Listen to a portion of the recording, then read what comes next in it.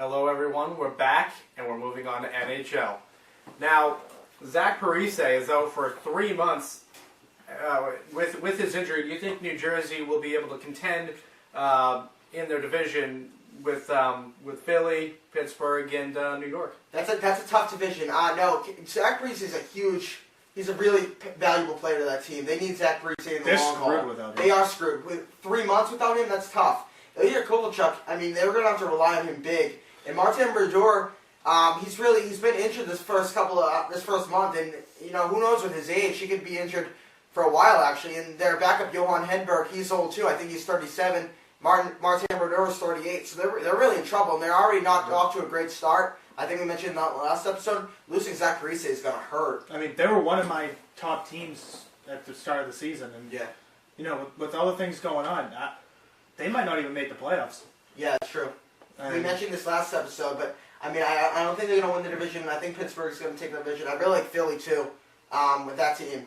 But yeah, I don't think they're going to win the division. They could possibly slide in there, but Zach Parise needs to come back. But 3 months, that's tough. If they make the playoffs, they're going to be 7 or 8. They're not going to be the top team. I'll say they don't even make the playoffs. I don't think they will either. Yeah. If they do, it's going to be very close. That Eastern Conference is good this year. The only way I can see them winning is if they have some young player that you don't really hear about, all of a sudden just step up and become big. But they don't. They're old. That team's Exactly. old. They're very veteran, and you saw them last year. They were pretty good. But it's gonna be tough for them without Zach Parise. Unless they make a move. I don't think they can. They're really bad against the cap. Yeah.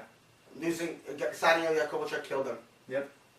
All right, moving on. St. Louis and LA combined 11-0 at home. Are they the best of the West? I really like LA. I think St. Louis is playing a little above their head. I think I should get some props. I said I always thought Halak would be my breakout player, and he is. He's a great goalie for that team, but I think that offense isn't potent enough. They don't have any good star power. But I really like LA. Jonathan Quick, Jonathan Bernier, that's a really 1-2 combination for goalie. Not the best 1-2 goalie combination in the league, but I really like that defense with Drew Doughty and Jack Johnson. I like that line with Dustin Brown, Justin Williams, Anze Kopitar, and I really like that team. LA's off to a great start. I picked them to be good this year. I think they're going to be really good. Yeah, I mean, I think both teams have a chance at the playoffs. Yeah. Like you said, I don't see St. Louis continuing this, but I see them, Both these teams have played a lot of games. I don't get how some teams can be playing 15 games already, and you look at the Bruins who have only played 9 games. I don't get this. I mean, the Bruins. This is taking away. A lot of people are talking about St. Louis and LA as being top teams, but I mean, Boston's really a top team. But you just don't hear it because of their games played. Yep. All right, now moving on to our last little bit. Tim Thomas beaten by Steven Stamkos for Player of the Month. Pisses me You off. agree? Yeah. It really makes me mad. It must have been because Tim Thomas got a 5-2 win and allowed 2 goals. Oh yeah. 7-0. Yeah, but that was from this month. That was from this Yeah. month. Yeah. Oh, So that yes, doesn't true, even count. True, that was this month. So he was 6-0 with an 0.60 goal on average with 3 6-0 shutouts. with a 90-something save percentage.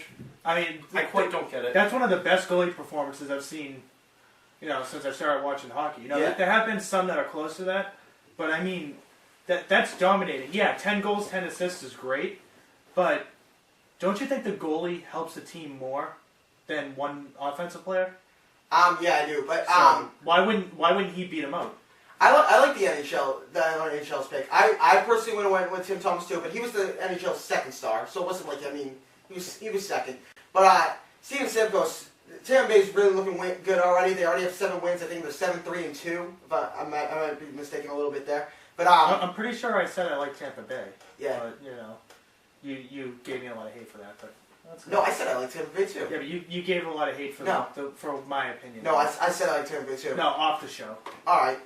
Steven Stamkos has already 20 points. I mean, he's been a terrific offensive player. Usually, he's been a terrific offensive player. He already has 20 points. And the NHL's always going to go with the offensive player, I think. It's going to be tough for... if you're going to go for a player of the month, people want to see that the player is going to be scoring the goals. They don't want to be seeing the player stopping the goals. But really, Tim Thomas is the best player of the month. Yeah, definitely. All right, moving on to NBA. Atlanta is 5-0. Yeah.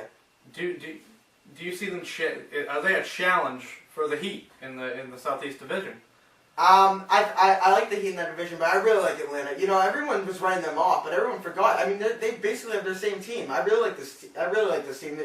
They're well coached. I think this team is great. You know, Joe Johnson's back, Jamal Crawford, Al Horford. I really like this team. Yeah, I think Atlanta could be up there with the elite teams. And I think they have a chance for like 4th seed. I think they're a playoff team again. Yeah. But I don't see them competing in the playoffs. What seed do you like them this year? Maybe 4 or 5. Yeah. So yeah, they're a solid team.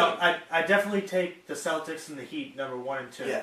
Then Orlando. Orlando would squeeze in number 3. Yeah. And then Milwaukee, Chicago, Milwaukee, maybe. Chicago, Milwaukee, and Atlanta. Yeah, but I mean, I really like the Atlanta. I mean, it's too early I to think tell. Atlanta's a little better than Milwaukee. Yeah, it's too early to tell, but I like Atlanta. But I mean, that's my top 6 right there. Yeah. So I don't see them beating the Celtics or even the Magic. But Yeah. No, I can see them beating the Magic. not in the playoffs. I don't know if they're going to beat the Magic in the playoffs, but even if They even did if last they do, year. I picked it. If they played each other, I like. even if they do though, they're not going to beat the Celtics or the Heat. That's I true. just don't think Yeah. they will. So it's gonna be The them. question is, will they contend with the Heat? No, the Heat will not win Yeah. the division. Yeah. All right, moving on. Hornets are 4-0. Can they challenge the Lakers, Brian? Yes, they can. I mean, Who picked the Hornets? Yeah. Exactly. I didn't disagree. Yeah, I know. I think they're a very good team. You know, I think the Lakers are still going to be the best team, but the Hornets are going to be right up there with them. Yeah. I mean, you got Chris Paul there. I mean, any team with Chris Paul is going to be great. And, I mean, they were good last year, even when Chris Paul was out.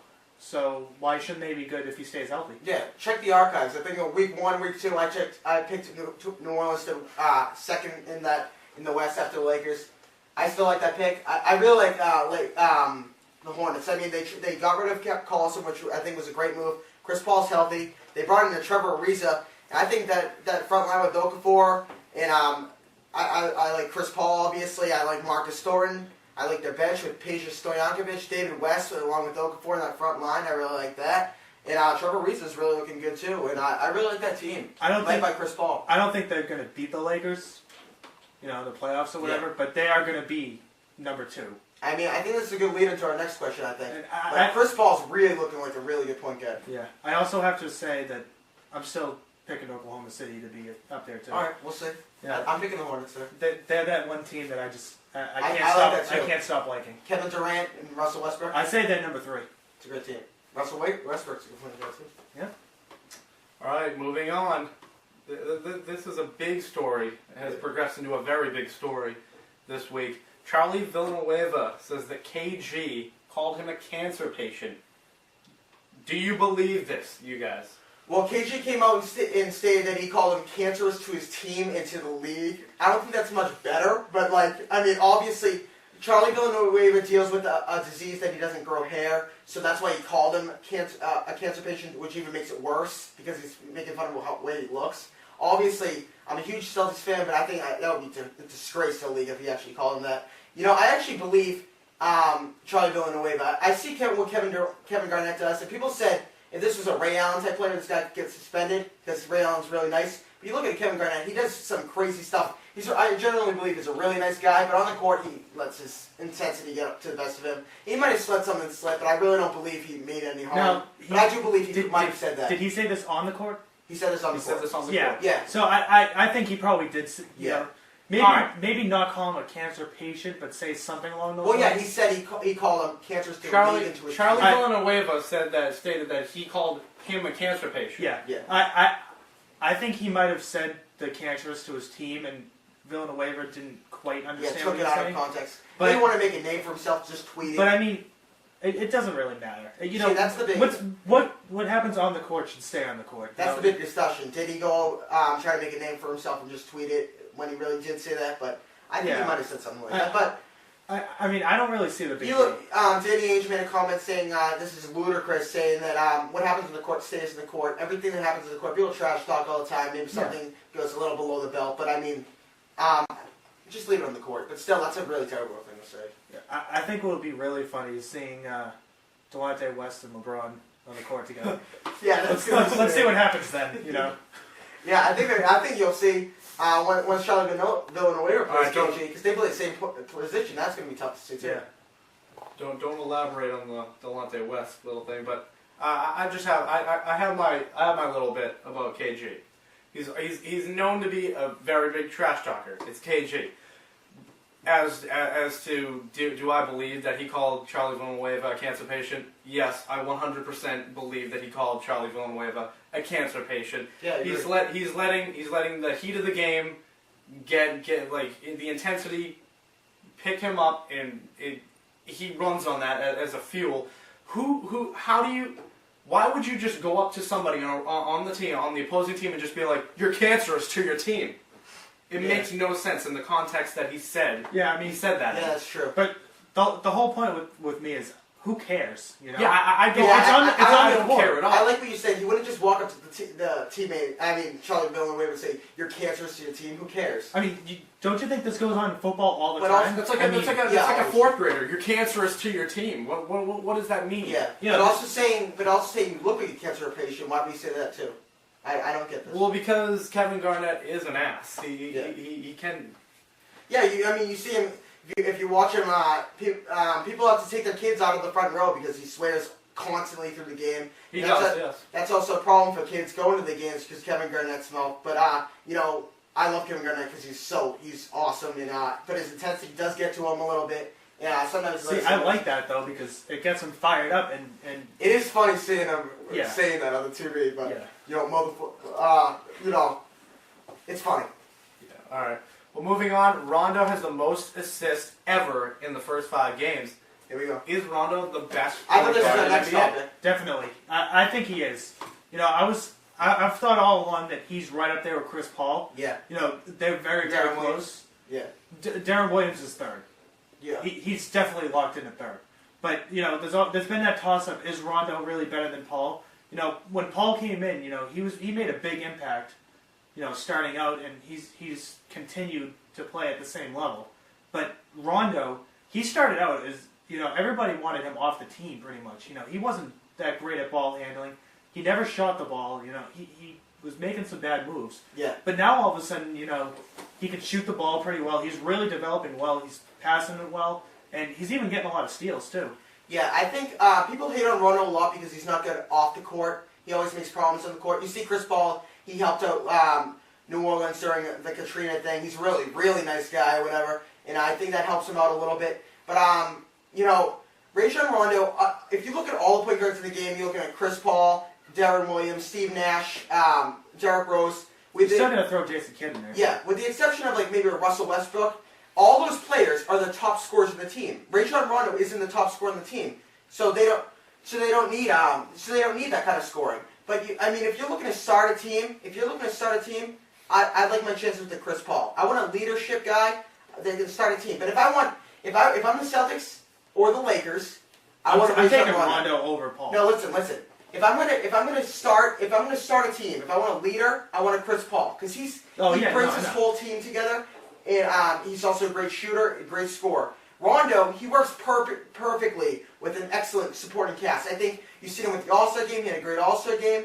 I don't know why he got cut from the USA game, but he works great with a supporting cast. If I'm the Lakers and I have a chance to grab a Chris Paul or a Rondo, I take a Rondo. But if I'm a team starting out, I'll take Chris Paul. But right now, I put what you said too.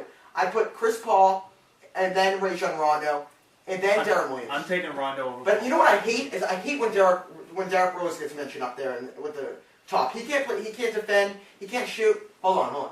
I know we're gonna make this quick, but I hate mentioning Derrick Rose, and I'm gonna see Rajon Rondo play Derrick Rose tonight because they're playing each other, and that's gonna be a huge matchup. Chicago versus Celtics. I want Rondo to dominate his ass. See, the thing I like about Rondo is he'll go in there and he'll take a shot.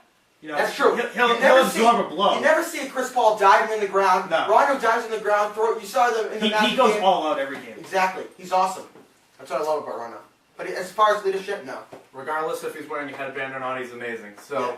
that's all we have for this week of the pitch with Fox, Beatoms, and Mitch. Until next week, I'm your host John Fox, alongside here with Beatoms, Mitch Sabatelli. Don't forget to subscribe.